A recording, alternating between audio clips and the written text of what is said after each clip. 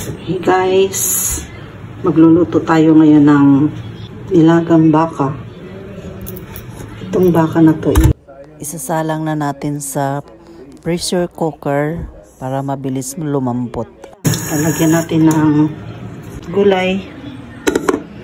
So, lagyan natin ng sabaw para ibabad.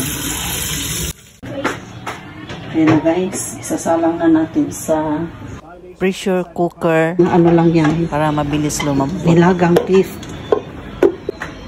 Ilang minutes? 10 minutes? Mas maganda talaga guys gumamit ng air fry kasi hindi mo na kailangan ng magpalaga ng matagal. Ganito ba ang sara? Ganito ang sara. Ayan. Ito yung ano niya, kailangan nakalak siya kasi pag hindi mo yan ilak, sasabog yan guys. Tapos iset mo lang sa dito sa ano meat. Yan, meat. Iset mo lang dito sa meat. Pagka set mo, ayan, aantayin mo na lang siya kung kailan siya mag-beep kasi mag-beep siya. Pag nag-beep na yan, okay na. Pakita ko sa inyo later. Kaya mas mas advantage pag gumamit ng pressure cooker pala, hindi air fry. Iba pala yung air fry. Itong pressure cooker, maraming advantage dito kasi yan, mamimili ka lang siya ng kung saan mo, kung magprito ka ba, kung magtula ka ba, kung magsaing, automatic na yan, ipipress mo lang yan. Tapos, iwanan mo na lang siya. Okay guys? Dumaalang na.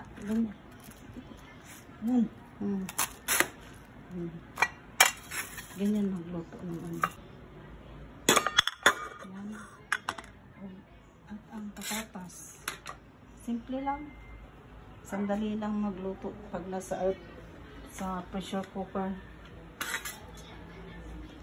15 minutes yung timer niya. O, kaysa magluto ka sa kalan, maubos yung kalan ang gas mo. Next ay patatas. Yan, ito lang yung sahog ko guys. At saka paminta. Tipid sa sahog kasi konti lang din yung nilaga ko.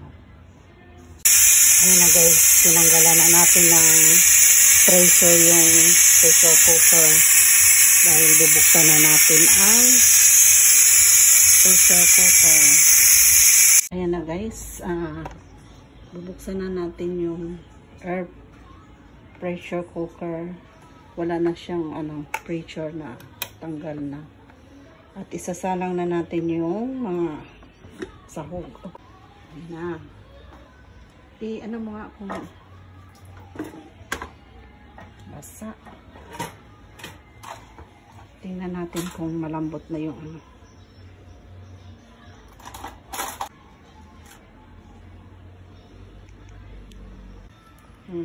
Isalang na natin yung sibuyas, paminta.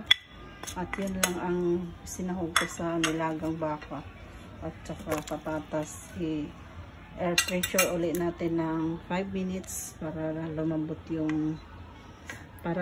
yung patatas. Okay? Tatakpan ulit natin. At air pressure ulit natin ng 5 minutes. At ito na siya guys. Luto na ang aking nilagang baka. 15 minutes lang sa pressure cooker. Luto na kaagad ang nilagang baka.